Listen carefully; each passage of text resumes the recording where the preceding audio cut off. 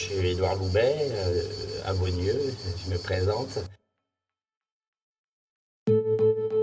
J'étais un enfant qui se présentait pas souvent, ou alors qui criait pour se faire remarquer.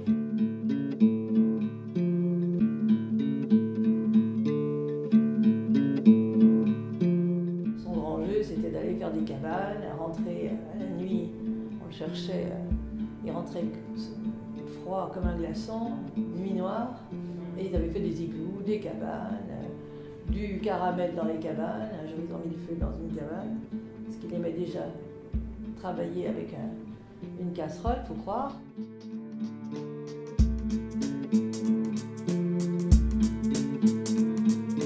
Malheureusement pour l'école, j'avais déjà 3 ans d'avance dans mes études en début de 4e. Avance dans le temps, mais pas du tout avec ma scolarité, puisque j'avais plutôt 3 ans de retard.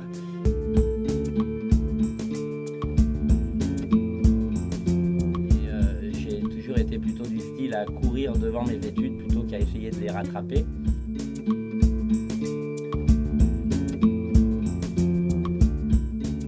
Il était un peu rebelle, Édouard, à l'époque, hein, mais au dire de sa maman, il s'était déjà assagi parce que déjà, il avait choisi sa voie, il avait choisi entre le ski et le métier de cuisinier. Enfin, sa maman l'avait un peu aiguillé vers ce métier-là en lui disant c'est quelque chose de plus sûr.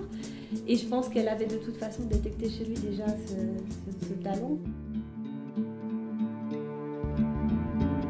La petite chose que j'aimais pas dans ce monde-là est devenue ma passion parce que c'est des services qui sont des rings, des services qui sont des épreuves, qui sont des compétitions et en même temps qui peuvent rendre tellement de monde heureux et gourmand autour d'une table. Ils partent le soir avec une assiette, des légumes, des patates, j'en sais rien, qui puisse manger le matin à 7 heures. D'accord ? Là, les 2 semaines avant le mariage qui arrive, là, on vient de faire une semaine où tous les soirs on fait 48 et on fait tous les soirs tout seul quand on est en congé. Ok ? Quand vous êtes à 2, vous restez pas comme ça. Je veux qu'on améliore les pluches, je veux qu'on améliore les portes, les frigos, les plaintes, les ménages, tout ça. Là, regardez. Je veux pas qu'on se fasse dépasser par le travail. Quand on fait autre chose, il y a toujours un travail. C'est pas on fait tout. C'est pour servir les clients. Là, eh ben, on n'a plus de couverts. Donc au lieu de les mettre à toi, tu les mets là-bas. C'est juste le même travail qui fait un peu mieux. C'est pas un travail de plus. C'est pas un colérique, Édouard, mais c'est quelqu'un d'exigeant. Ça passe ou ça casse. Ça peut casser. Je crois qu'on est tous comme ça à un moment donné. Qu'on soit cuisinier ou musicien ou n'importe quoi, quand on est à fond dans son truc, on est passionné et la passion des fois nous égare.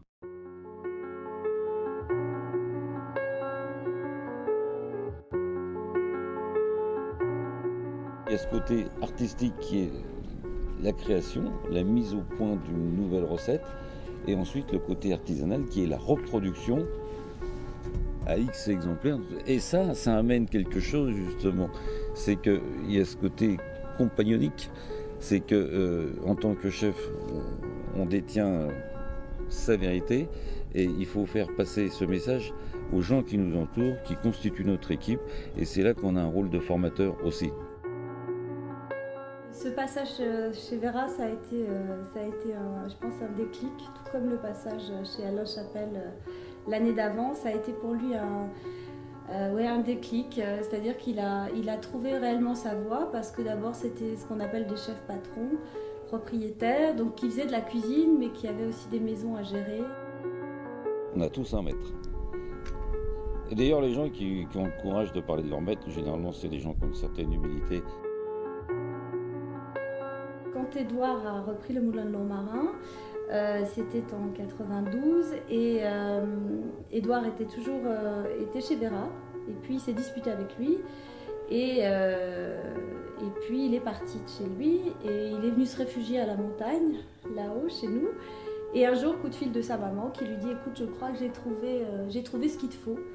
Il y a un très bel établissement à Lourmarin qui est à vendre, et si tu veux y aller, c'est tout de suite ou jamais.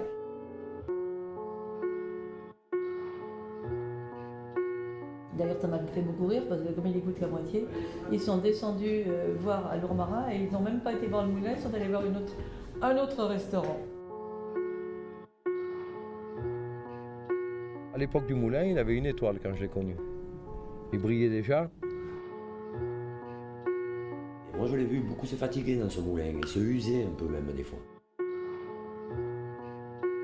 L'exemple que je donnais toujours, je disais, attendez, vous voyez les gars, il y a l'Everest là, et le problème, le vainqueur, c'est celui qui arrive en haut de l'Everest. Mais peu importe qu'on soit passé par la face nord, sud, est ou ouest, on est arrivé en haut. Et nos personnalités font qu'on va prendre le nord, l'est ou l'ouest, mais on arrive. C'est ça qu'il faut respecter. Personne détient la vérité. Il ne fait jamais, encore une fois, les choses comme ça. Il les fait parce que ça lui correspond, parce que ça correspond à sa recherche.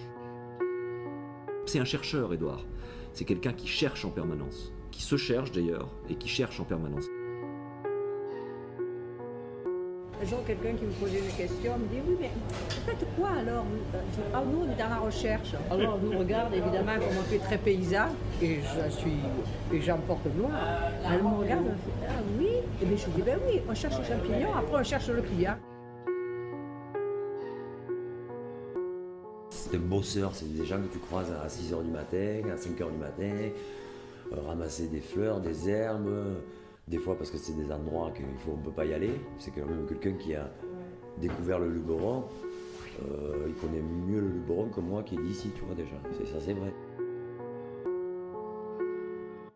Toujours à la recherche du nirvana, de la perfection, il va chercher, comment te dire, il veut faire ce que les autres ne savent pas faire, ne peuvent pas faire.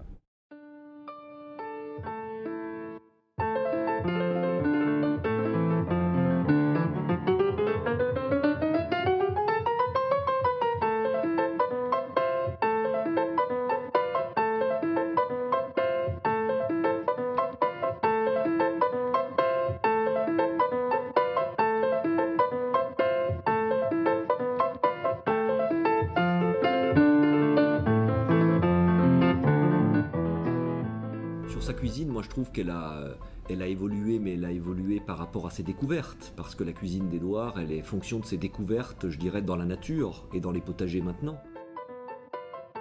Il y a toujours une magie qui est une magie différente entre Beaunieu et Lourmarin. Mais là, on est dans ce qu'était le Luberon quand il était encore un peu sauvage. Et je trouve qu'ils ont réussi à garder cela. On est dans une région en fait où on a un espèce de bouillonnement culturel incroyable. Hein. N'importe laquelle des tables, on a cette vue panoramique sur la côte, sur les villages alentours, donc le château du Marquis de Sade dans un coin, de l'autre côté Gordes, etc. Enfin, c'est à couper le souffle.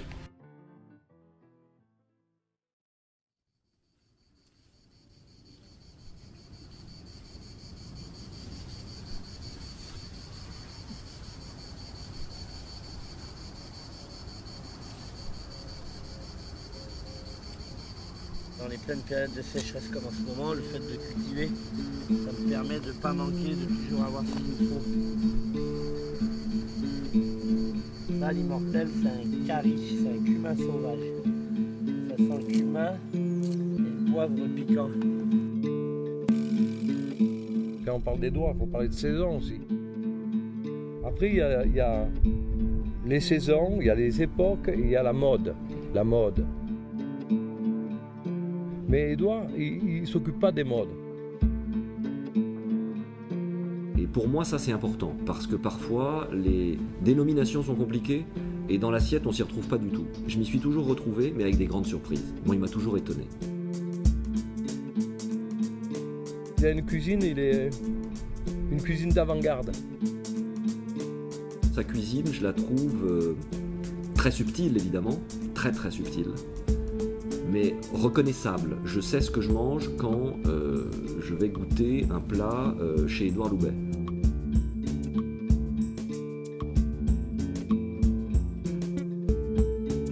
Il arrive toujours à retomber sur ses pattes, quel que soit le timing, quels que soient les ingrédients. Et et quel que soit le programme du jour. Bah, c'est un fou, Édouard. Il est dingue, mais il faut du génie. Enfin, c'est de la folie dans le sens de génie. Il n'y a pas ce côté gardé, vous savez, des grands palaces où les gens sont. L'accueil est formidable, mais c'est un accueil qui est prévu par le protocole, si j'ose dire. Là, il y a une telle spontanéité, une telle gentillesse. C'est vraiment, c'est très exceptionnel.